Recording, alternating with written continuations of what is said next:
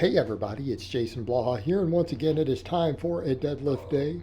But a quick reminder for those of you who watch these videos, please remember to click like down below. It would be greatly appreciated. First deadlift session since turning 45, and I really liked that I had an AMREP here because if you guys recall, when I turned 40, what did I do? 500 for an AMREP, I got 7. 5 years later, 515 for 8. All right, that's damn good progress for the first half of my 40s. Also, you guys see me shirtless here for the first time. That's not early morning. Now I'm a little more boofy, a little more bloated because I've been eating and had all the, sodium and other food. So I'm not as lean as when I first wake up. Common problem everyone has, right? Everyone out there is familiar with it.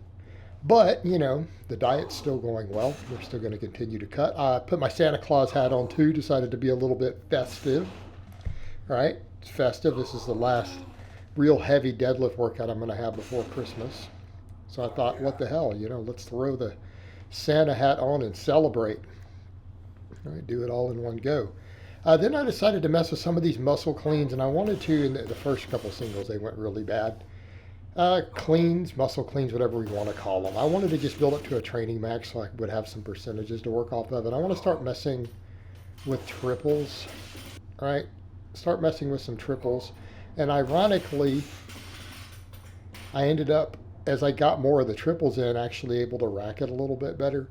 A lot of people point that out. They're like, well, you can't rack. I'm like, yeah, I know I can't.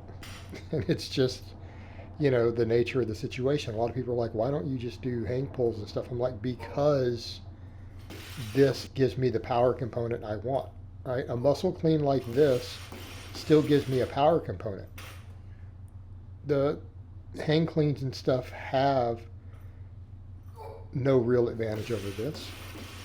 And I like the fact that I'm going to have to keep trying to rack it, even though I'm terrible at it and there's shoulder mobility issues, and not even mobility, it's just my joints, like the range of motion of it. And that's okay because these are fun. They still build the shoulders. Like, these hammer my delts. Like, my delts and traps get lit from these. And they help me train explosiveness, right? They help me train explosiveness, and I like that. And I feel like because I'm pulling from the floor and then having to do a little bit of a jump, I'm still getting the power component, even though I don't have really the skill to do true power cleans at this time. I'll keep working with these, and we'll see what happens. But I like that. Keep in mind, guys, I do a lot of explosive work. People forget I do jumps and throws all the time. All right, I'm incorporating a lot of explosive training, and then I'm more and more GPP again. In fact, I'm going to be working in weighted carries because I think for some of my rowing, the more I look at it, I want to strap up to keep just getting my back ultra jacked, get my deadlift up, right? And some extra weighted carries. I think I'm going to mess with later today some one arm carries, right? Suitcase type carries with just a single one of my handles, back and forth, to switch hands. I can do it right there on my platform and just make little 7-foot walks, 8-foot walks, and turn and switch hands back and forth with real heavy weight. All right, be great for my core, be great for my grip. So, I want to mess with more of that for GPP along with my sled work. Again, the GPP that's still going to be in a way SPP, right? Because it carries over to my squats and my deadlifts. And the sled drags and those carries do that. Afterwards, I decided right now I want to work with 5s instead of 10s for my deadlifts. But I will tell you guys, I was running out of steam. Like, these felt hard after doing that AMREP. I was thinking about trying to go up to a 5x5. I stopped at 3x5. You know what? I got a good training response. This is a lot of pulling. I mean, it ends up being 5 heavy sets of deadlifts for work, and then doing the extra explosive work with the cleans. I was pretty well out of steam.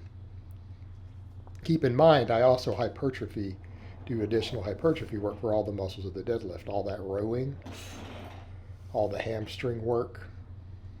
All right. I'm thinking of right now possibly working RDLs in on my squat days also. Again, hypertrophy in, and I may strap for those. Because again, I'm getting all this other grip work in. This is still getting grip training in, right? Doing all this pulling. But I'm going to mess with some other stuff too to just keep my grip moving along. I feel like my grip's in a good place, but I do want it to get stronger. Afterwards, part of me is tempted to work front squats in on this day right now. Getting into the position is just really, the rack position is not working as well as I would like. Maybe down the road again. So what's my best staple? What carries over to my deadlift for me? Glute ham raises. These full range of motion glute ham raises, where I go all the way down and get a hyperextension at the bottom, these really build a lot of stability on my deadlift. Like, I feel like for me, people talk about, man, you're so fast off the floor right now. Right. I feel the quads help with that, but I feel like these really carry over to that speed off the floor. This really gives me that power. And it seems to give me that ability to strain through my sticking point, because right where I stick just below the knee, hamstrings have to power through that for me.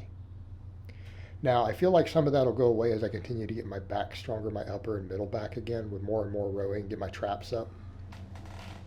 And it's funny because I'll say that and people will go, but Jason, that's all jacked. I'm like, yeah, it's jacked. I'm a low to mid 600s deadlifter. So yes, obviously that area is going to be jacked to do that. But I need to take it up to the next level. We do need to be looking at, can I get to maybe a 700? I don't need to be anywhere near that for my records. For anyone who's gone and researched it and figured out what I'm doing, I already have the deadlift records. It's not going to be a problem. But I need total. And the deadlift is what's going to help carry me across to the total.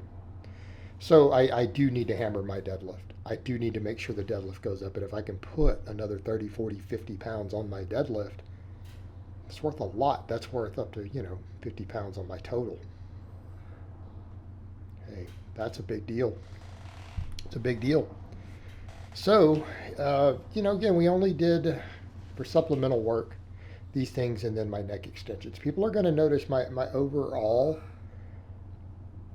exercise selection is going to be a lot more moderate right now. All right, you see me come in and do like 4 exercises. And some of it's little flu stuff, triceps, neck work. A lot of people consider that, but that's not really fluff, is it? Because the neck work I do up here, again, back to the neck extensions, it's kind of torn between that, saying, I could just do shrugs. The research is showing, by the way, and I linked a study on my page on that shrugs do work the neck extensors just as well as these do.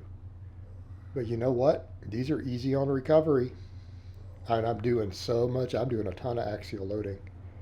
And I'm going to be doing weighted carries. And I don't know.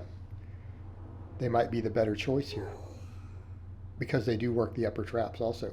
I get a ton of upper trap activation when I do these. My upper traps get a pump, not just my neck. So again, if we want to keep those traps growing, this is a good exercise for it. And the thing is, again, they're easy on recovery. Easy on recovery. Even though, I'm using a 55-pound plate, and that's not lost on me. A couple people have chimed in. They're like, it's pretty heavy for neck extensions. Yeah, well, I built up to that.